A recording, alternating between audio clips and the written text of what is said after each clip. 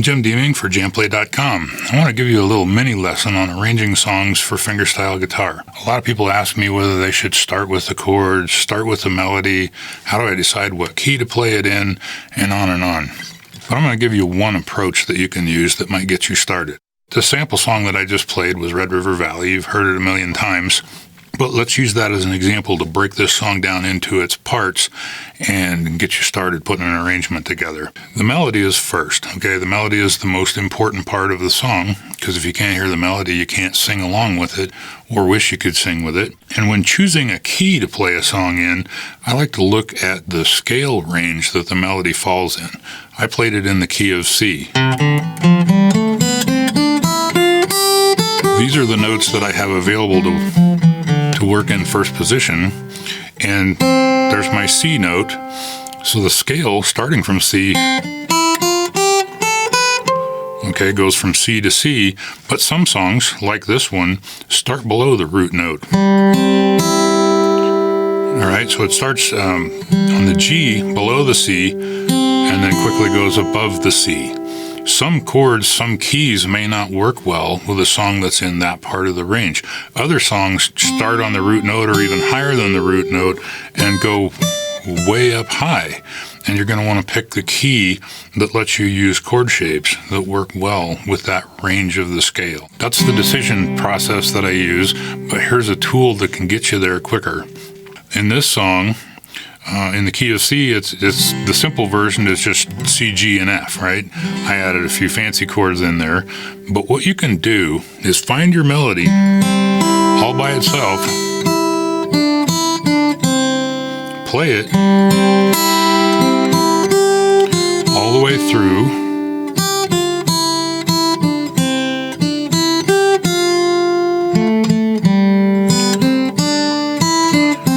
pretty nice. So that actually ranges from this G to this G. And the nice thing about that is those are all on the first three strings, which is typically where I play melody notes while my thumb is doing this on the bottom. So the key of C looks like it's going to work well here. But let's check it by doing this exercise, okay? Play the melody note, and then on the downbeat of each measure, play the chord that is going on at that point in the song, like this. Don't worry about your thumb just yet, just play that chord.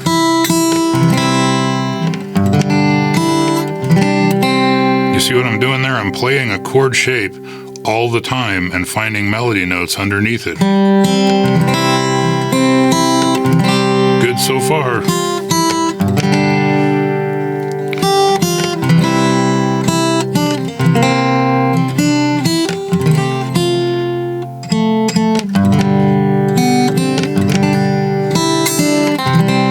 Checking for in particular is not only can I find the melody notes underneath those shapes, but can I reach that melody while holding down most of the chord, in particular any of the bass notes that I'm going to be using. We will make compromises along the way, and sometimes we'll let something slide, but for the most part I want keys and chords that support the bottom end of the melody line, right? Once you've established that this is the right key, now you can start working on some sort of a pattern. Start simple.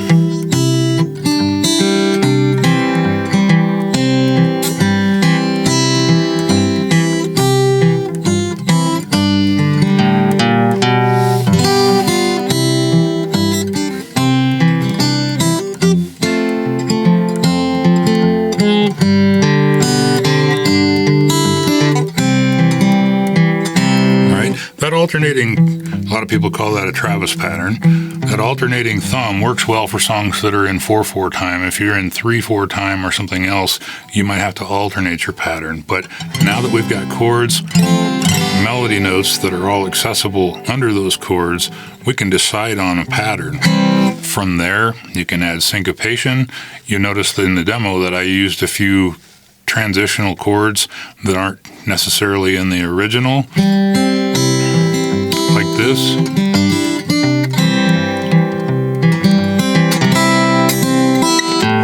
Threw an A7 in there. Okay, that works all right. That C7 sets up going to the F. dropped an F minor in there just to transition into the G. There's a walking bass line I threw. All right, I let go of that alternating pattern right there. All right, sometimes when you don't get locked into that alternating pattern over the top of a chord and melody structure, it's okay to put a gap in there once in a while. Sometimes it feels nice. Sometimes you just have to let go of it because you're doing something hard. But there's not a rule that says once I start this has to happen all the way through the song without fail, all right? That's when we actually begin to add some spice and some feeling to the song, create a little change in dynamics, if you will. I hope you found these tips helpful. For a more in-depth look at my approach to arranging fingerstyle guitar songs, check out my live 8-week course on JamPlay.com.